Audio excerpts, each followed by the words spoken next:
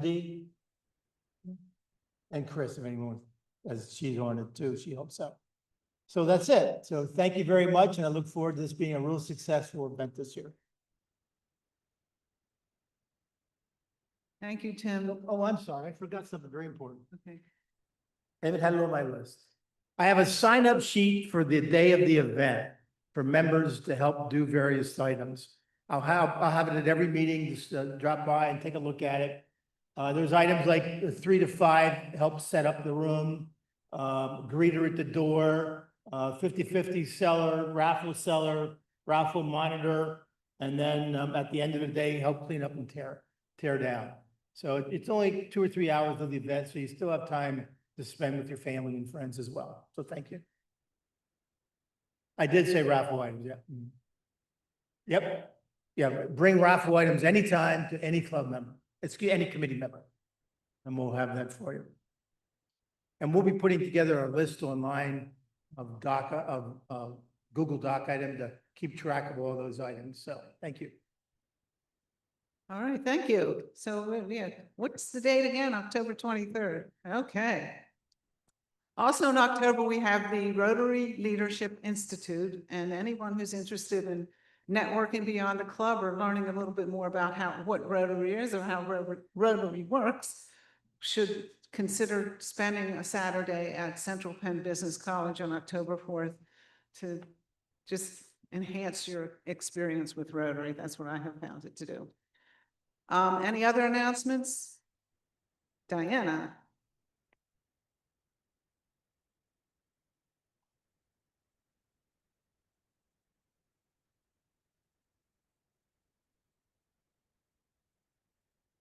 Good morning. So speaking of successful events, it's a little delayed, but I wanted to share the results of the golf outing. So we exceeded our goal of $20,000. We got $21,827. And our expenses were just over $7,000. So we brought in $14,673 that can go back to the community for grants. So congratulations. That is awesome, Diana. Thank you so much for stepping up and being our lead on that this year and next year too. Anybody else? Deb.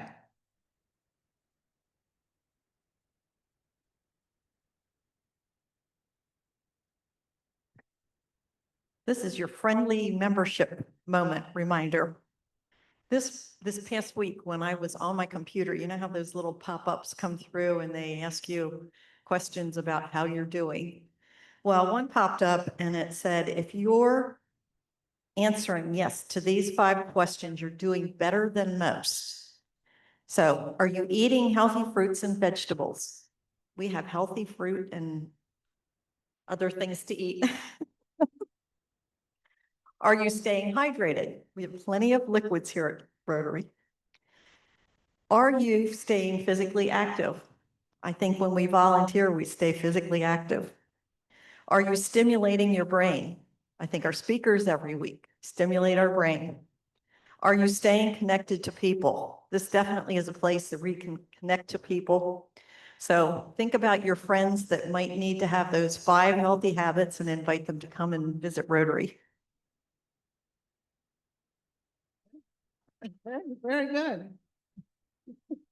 All right. Who knew? Well, we all knew, right? Anyone else with an announcement or something for the club members? Then I'm going to invite Greg Kern up to introduce our speaker this morning.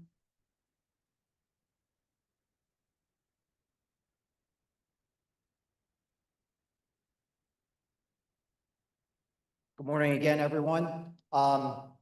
So I'm pinch hitting for Nate Tile and introducing our speaker for this morning. But our speaker this morning is Deborah Harrison. She has been the executive director of York County Children's Advocacy Center since May of 2009. The Children's Advocacy Center provides forensic interviewing and medical examination services for York County children who are victims of child abuse. Previously, she served for 10 years as the executive director of Big Brothers Big Sisters of Lancaster County And prior to that, worked for the Harrisburg Area Community College, developing workforce development and welfare to work training programs in partnership with business and industry. Deb has been a member of the Rotary Club of York since 2009. She lives in Lancaster with her husband Ken and has 2 adult stepchildren and a house full of cats and dogs. So without further ado, I would like to give a nice York East welcome to Deborah Harrison, who is our speaker this morning. If you want, I can just click this one.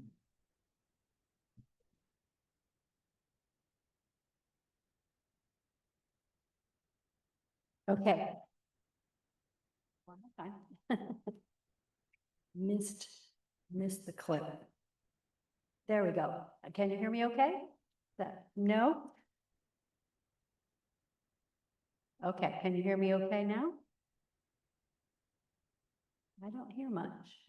Did I take something off, or I don't think so.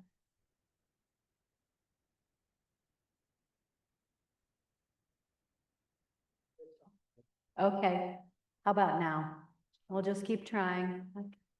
All right, is that a little better, a little louder? Okay, I will try to speak loudly as well. I want to. All right, thank you so much. Technology is always the most fun when we when we do these things. Will the PowerPoint work? Did I save it in the right format? All the good stuff. Does the clicker work? So thank you so much for having me here today. It's an honor to be here, and I love talking about the York County Children's Advocacy Center. I'm happy to be here with Jen Clements, our board president. Jen just took over July 1 as the president of our board, and so we're really excited to work with her and see what kind of amazing things we can make happen this year. We're working on a brand new strategic plan, so there's lots going on, and we're excited about that. Let me see. There we go. So our mission, the mission of the York County Children's Advocacy Center, is to reduce trauma for children and families through collaboration in child abuse investigations, prevention, education, and advocacy. So that's a little bit of a mouthful. It's kind of a long mission statement, and probably you may look at that and say, I wonder how all of that really actually happens on the ground. I will say that we often talk about ourselves as York County's best kept secret, and we're not necessarily happy about that. It's one of the reasons why we love doing talks like this today, to make sure that community folks like yourselves are aware of what we do and why it's so important that we're here. And there are a couple of reasons for some of the lack of visibility. One is that we're not a point of intake for the public. So as I sort of describe our programming and how some of that works, you'll understand that. But our doors aren't open for anybody to walk through, and there's a very specific referral process for how families access us. So that does lower our visibility a little bit. The other is that child abuse is very hard to talk about, and people don't want to talk about it.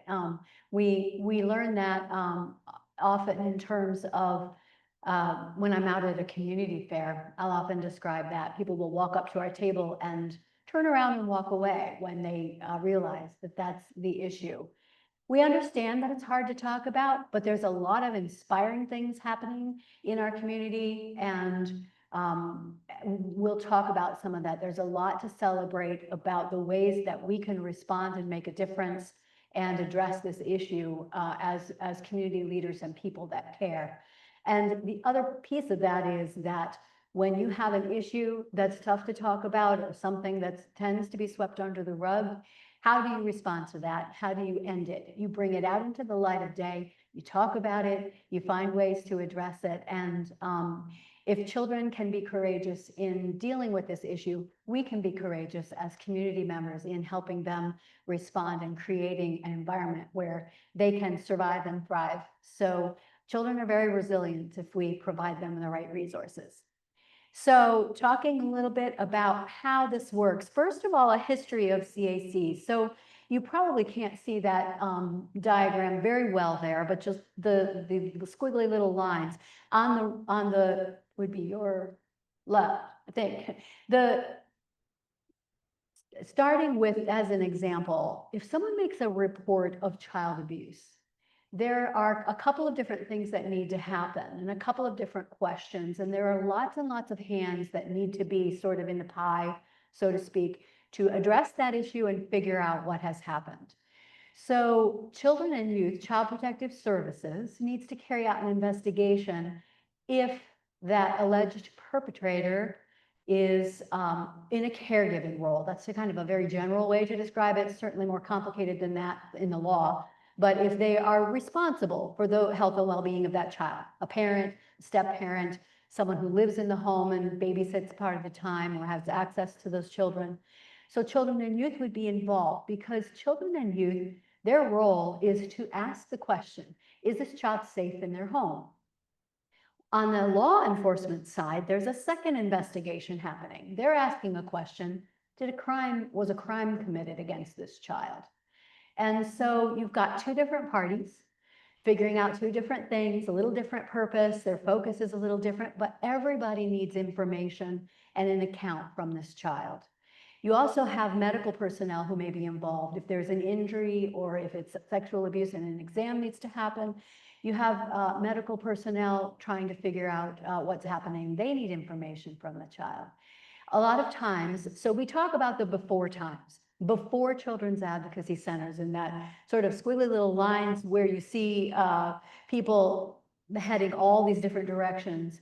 Caregivers, parents typically, or grandparents who are responsible for children, or other caregivers were finding themselves taking children to police stations so that the police could talk to them. Children and Youth would come to their home, maybe talk to a child in the home environment where other people could hear them or people could, where the child was not comfortable talking.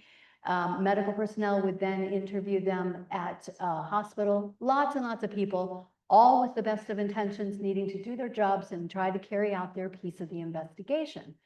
But what we were kind of discovering was that the process of investigating what had happened to that child was often as traumatic as the abuse itself. And so, but way back in the 80s, way back, a gentleman named Bud Kramer, who later went on to serve in the U.S., I think, House, he was a congressman, but he was a district attorney in Alabama. And he said, you know what, things really need to look quite different. We need to center children and their families at the heart of these investigations and come to them, respond to them, as opposed to asking them to sort of go through all of these difficult efforts and challenges to get to where they need to go. So he established the very first concept of a CAC in 1985. So over a number of years, very similar conversations were happening in communities across the country. And by 1994, the National Children's Alliance was established. And that is the accrediting body and sort of technical assistance and training arm now over all children's advocacy centers in the country. We just finished in June our 5-year reaccreditation. We were first accredited in 2010. And so it was our 4th reaccreditation. And we've passed that with flying colors. We're always really proud to communicate that to the community because it's not just our center and our processes. It is an accreditation of all of our partners. And I'll talk a little bit about who those partners are. But they have to comply with all of the standards as well. So it's a huge countywide effort to become accredited, and we are very proud that we've come through that another time and demonstrated best practices and excellent service here in York County. So by now, there are over 950 CACs worldwide. There are some other countries who have established CACs. I believe there are some in Israel. I know there are a number in Canada. I'm not sure of the other countries, but there are over 40 in Pennsylvania. I was trying to recall the exact number last night. Pennsylvania, there are some counties that don't have CACs that are continuing to work toward accreditation, and so that number keeps growing, but it is over 40 now. The York CAC was established in 2006. So we are getting ready to celebrate our 20th anniversary next year. So we're excited about that and proud of the numbers of children we've served. I know that it's over 10,000 children served in the years that we've been open. So I'm working on that exact number because that will be a fun number to communicate to the community. So why use a CAC model? Why do we do this? What we know is that if we get all of these folks who need to be involved in investigations, if we get them all collaborating together, there are actually really much better outcomes for the investigations and most importantly, for the family. The very first outcome we're most concerned about at the CAC is that we're reducing trauma to children. But it also promotes successful legal intervention for that child. And there's been an increase overall across the country. Research has shown an increase in felony prosecutions. So, you know, bad people on the streets, we want them where they can't harm children any longer. So that's a positive outcome on behalf of our district attorney partner. And generating faster criminal charging decisions. So that has to do with all of York has a lot of law enforcement jurisdictions, a lot of law enforcement departments that we work with. And that strengthening that communication between them and the DA's office and getting the essential information that we need from a child and moving quickly into faster criminal charging decisions is also a very positive outcome. And our law enforcement folks are happy about that because things are moving along more quickly. Increased access to medical care. Because we provide families with forensic medical exams, and I'll talk about that a little more in a bit, it gives an increased access for families who may not be accessing sort of routine care and wellness care for their children. It has some medical eyes on those children and can really help with that. And it increases client satisfaction. Clients being our families, our caregivers, the people caring for these children sort of in the aftermath of what has happened to them, helping them do better and helping them feel better about the way things worked as they sort of had to navigate this system. So we know that when the Children's Advocacy Center is present in a community, we see some of these outcomes. So who are our partners? We talk a lot about our MDT or our multidisciplinary team partners. It's a nice long word, hence the MDT, we throw that around. But these are the partners that have signed on to the CAC process. So I often talk about the Children's Advocacy Center being both a place and a process. So we are a physical location. We're a very child-friendly building. On 28 South Queen Street, families come to us for the services that you will hear described to you, but we're also facilitating a process. We are creating a structure where all of these partners work together to write protocols for York County that describe here's how we're going to do child abuse investigations in this county. We are all going to agree, this is going to be the process, these are the cases we're going to see, this is the way it's going to happen. Here's how we refer to the Children's Advocacy Center. Here's what happens once a child is interviewed. Here we're going to meet monthly for case reviews and discuss our most challenging cases. We are going to hold advisory board meetings made up of representatives from all of these partners and continue to challenge each other to be doing the best job we possibly can for children. So that's sort of the process. So all of these folks have signed on. York County Office of Children, Youth and Families, the York County District Attorney, MHIDD is involved. They have sent a representative and they're often involved, particularly in our case management process, to figure out are families accessing all of the resources they need, particularly as they're navigating this trauma of a possible child abuse case. York County Chiefs of Police, the Chiefs of Police Association signs on, but they obviously represent all of their individual police jurisdictions around the county, as well as the Pennsylvania State Police, who serves areas where there's no department. WellSpan Health, the York Hospital Forensic Team specifically, is a huge partner with us and provides the services every day at our center. York YWCA Victim Services, because they respond to and provide advocates for victims of crime and victims of sexual assault. We have a very strong referral relationship and partnership with the YWCA. We also have as partners CASA. They don't work directly with our cases, but and CASA is court-appointed special advocates, if you are not familiar with that program. Volunteers who work with families who are working their way through courts and the possible adoption or those kinds of issues.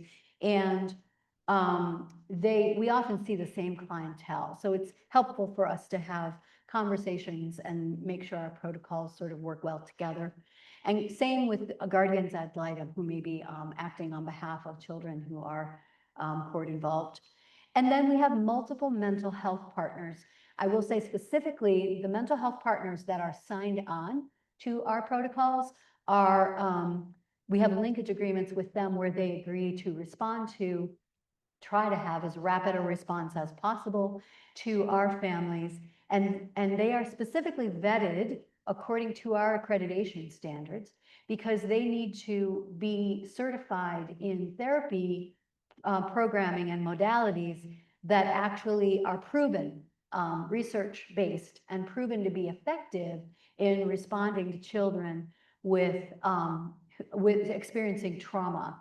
A lot of therapists will say, I'm a trauma therapist, I deal with a lot of trauma patients, but they're not necessarily trained in the modalities that our national office has recognized as these are effective tools for families, both for children and their caregivers, to go through therapy and come out the other side doing better, seeing positive outcomes with that. Yes, sure.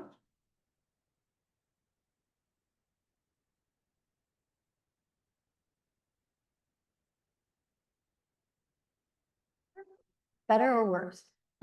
All right, perfect. Oh yeah, I can hear a little change there. Hopefully people were hearing what I was saying before. So who do we serve? We serve children ages 3 to 17. Younger than 3 would be would not be referred to us. Certainly there are reported victims of abuse who are younger than 3 in York County, but because we provide forensic interviews, children younger than 3 are not really able to participate in that forensic interview and share and give an account. If you've ever tried to sit down and have a conversation with a 2-year-old, you know what I'm talking about. We also, and many people are surprised by this, but we will also serve adults with intellectual or developmental disabilities.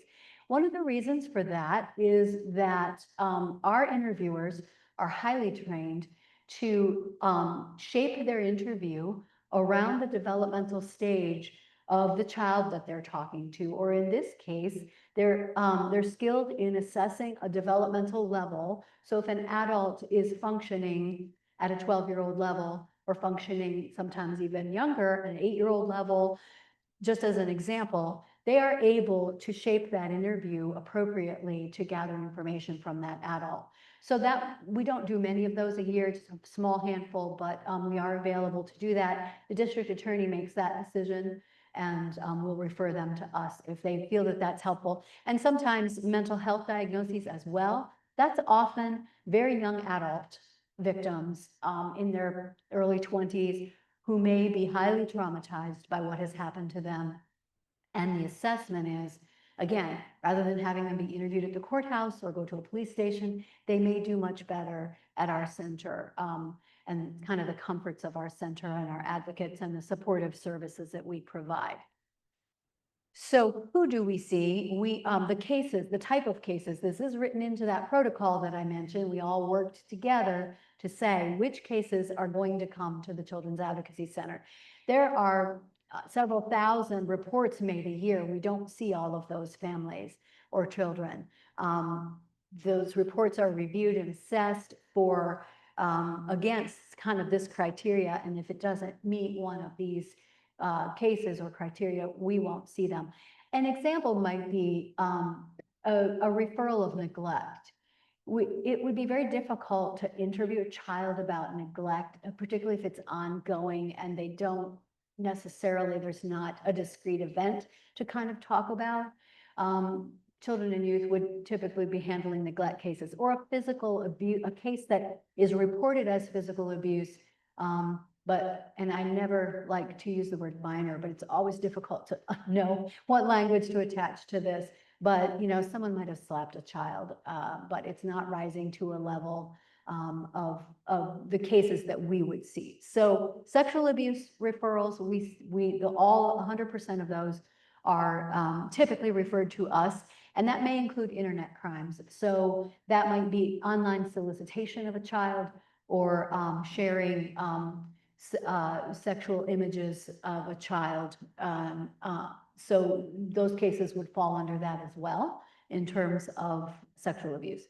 Severe physical abuse, so those might be the things I often describe to people as the kinds of things that put a children in an emergency department. So broken bones or bruises, those kinds of things, and also strangulation, unfortunately. Those cases would come to us as well once that child has been treated and is able to visit our center and provide an account of what happened. Human trafficking, sex trafficking or labor trafficking. So if a lot of times the assumption is that does not happen in York County, and it certainly does. While we certainly have, Route 83 and the Route 15 corridor and hotels and all of that, and that trafficking happening, there's also local trafficking happening. It might be a scenario where kids get home from school before mom and dad get home from work, and a neighbor knows that there's a period of unsupervised period of time, and begins to find ways to monetize that. I know it's difficult to hear and think about, but it does happen in the county. And so so that's sort of defined as someone providing some kind of goods or favors in exchange for exploiting that child. And, so you might think of situations where a child suddenly has a cell phone that they didn't have before, or access to cash, or nicely painted nails, or the kinds of things that people are kind of questioning. How is this child getting access to these kinds of resources, and what is happening in their life? And so that may be reported as a concern, or we may respond. And we have a process also called CSEC, or commercial sexual exploitation of children. We have a process at our center where we can assess for that. Talk about that too when I talk about our programs. So we may be involved in, my print was getting smaller, recovered, missing, or runaway children. I don't know if you know that York County has an organization called the CARE Team, Child Abduction Response Effort is what it's called. It's certified team, has national certification. And if a report of a missing child is made, there is a response team that heads out, involves a number of police jurisdictions. It involves, a truck and resources, dogs to search. Sometimes written into our protocol, we have a joint protocol with them.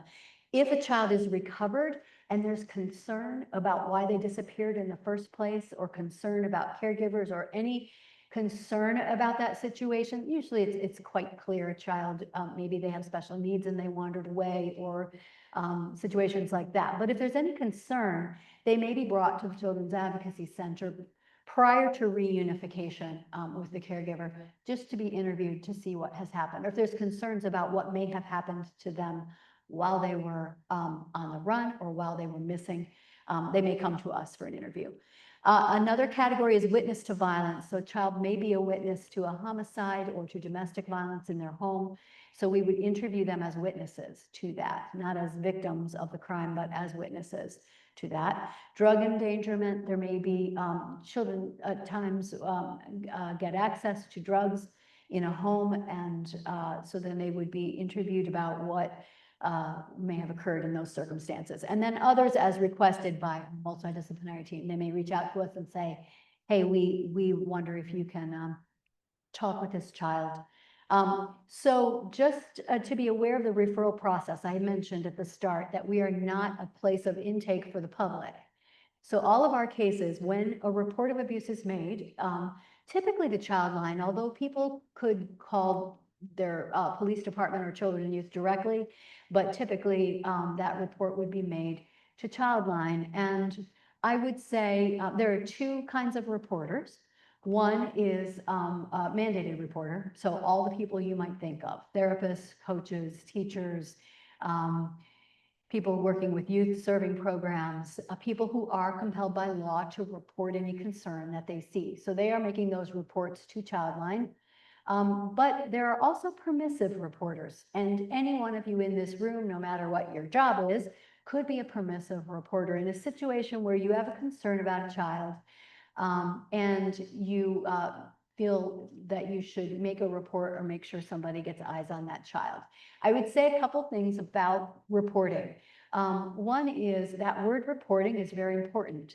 You are a reporter, not an investigator. So many times people will say to me, I just am not sure. I just don't want to get somebody in trouble. I just don't feel like I should. I don't know enough.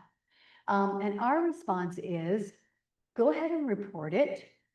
It's up to the investigators to determine whether or not there's something worth investigating even. It may not even move to an investigation, or to do that investigation and see whether or not something should happen.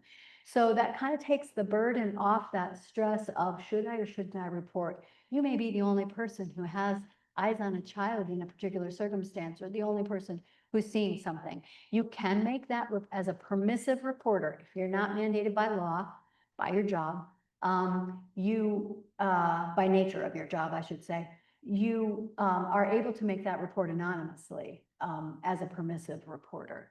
There are two ways to report.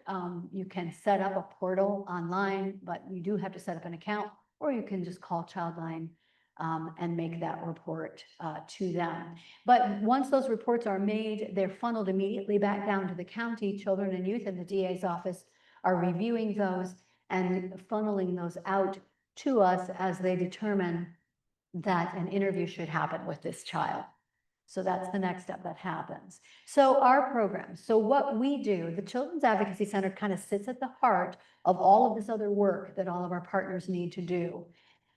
We provide forensic interviewing. So we are the ones who interview that child.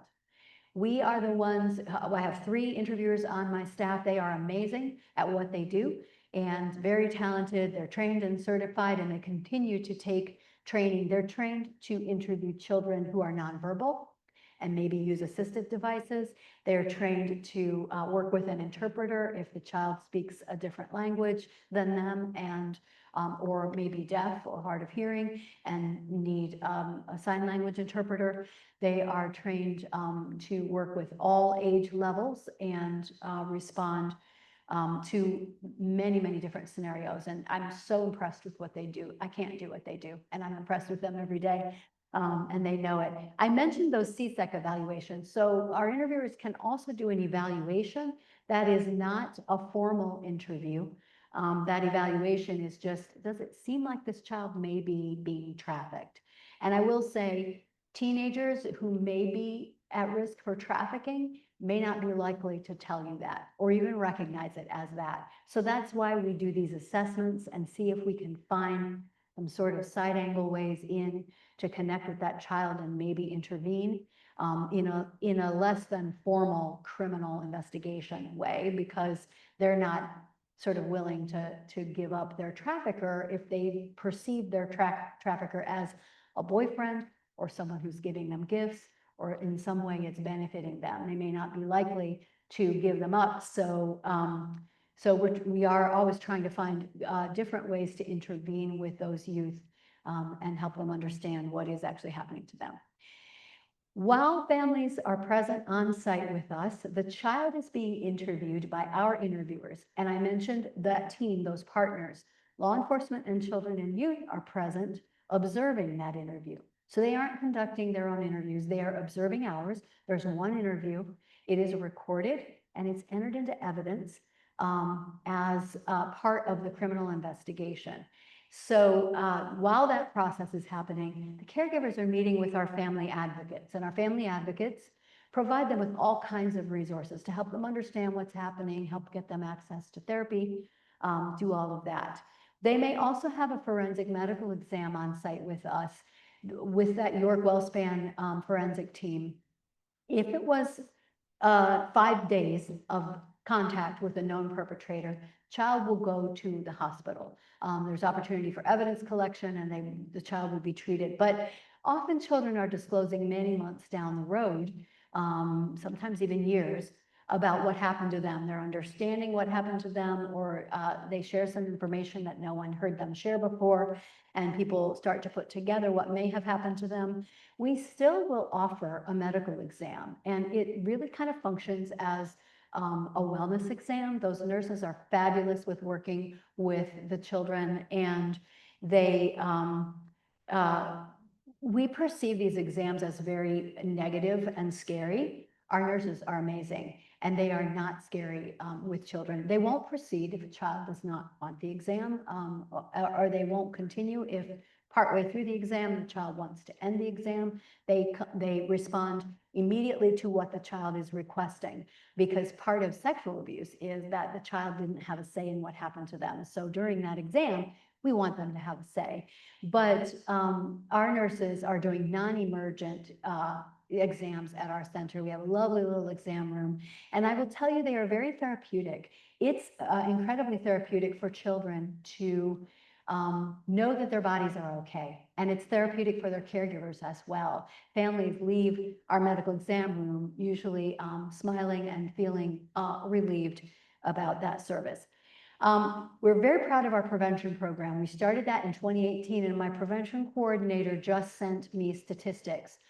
It's a program called Safe Touches. It was delivered to second graders all across York County every school year since 2018, with a gap in 2020. I think we did some online training, but we have served over 11,000 children with that program since it started. She just sent me those numbers last night. Because we're gearing up for our 20th anniversary promotion and information. And it's an amazing program. Also related to our outreach is community education. And this conversation today is part of that. We are available to do talks, to reach out to people and provide, to go to health fairs, provide tabling at different events, provide talks to colleges, school groups, civic groups, churches. We are very happy to go out and do that.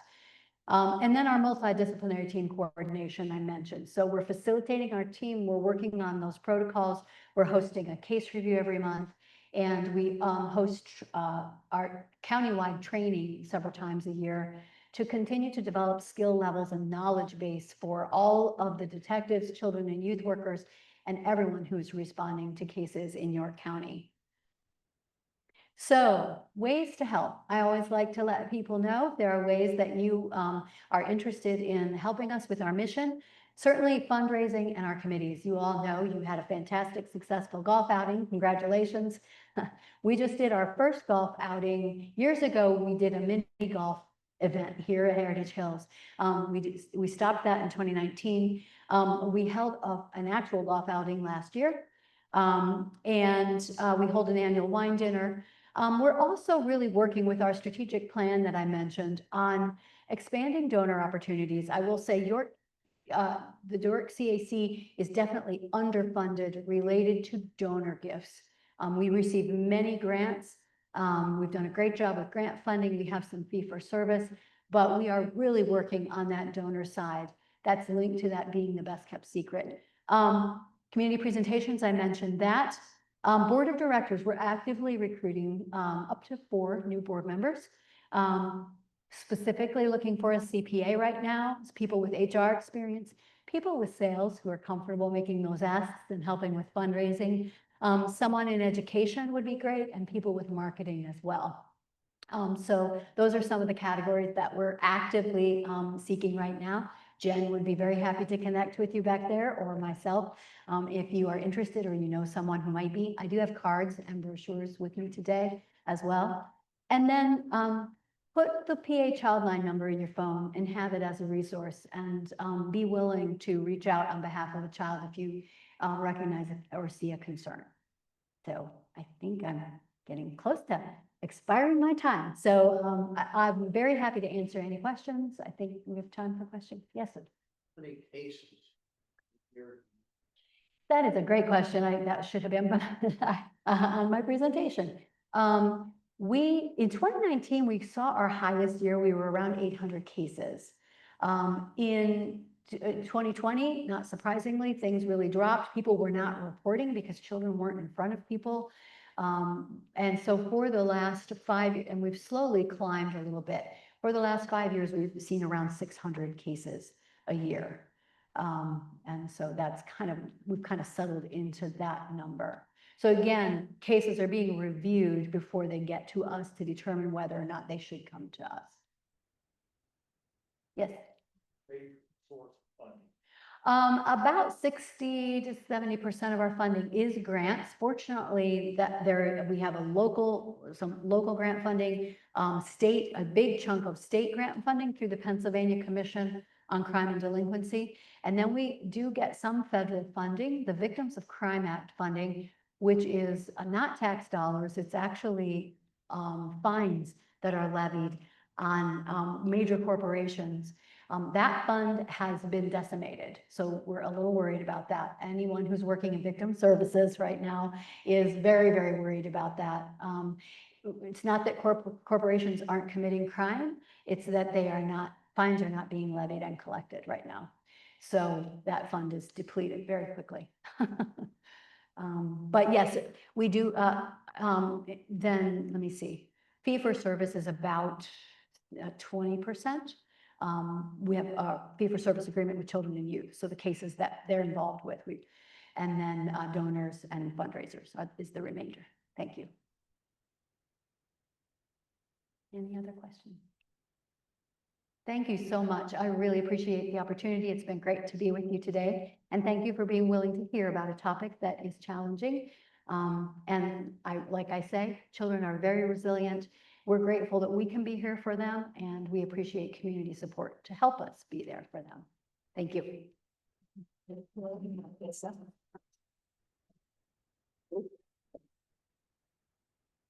Thank you, Deb. You're right, it's hard to hear about it, but thank you guys for being there for the children. And, sad we have a need for some type of organization like this, but thanks for all you do. So Tim's going to want to get a picture of us, and then we're going to donate a book in your honor to one of a local library. And I'm going to have you choose that book after we're done.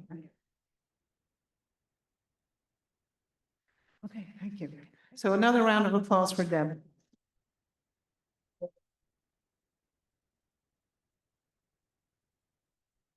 Anything else for the good of the cause here this morning? If not, then we stand adjourned. Thank you.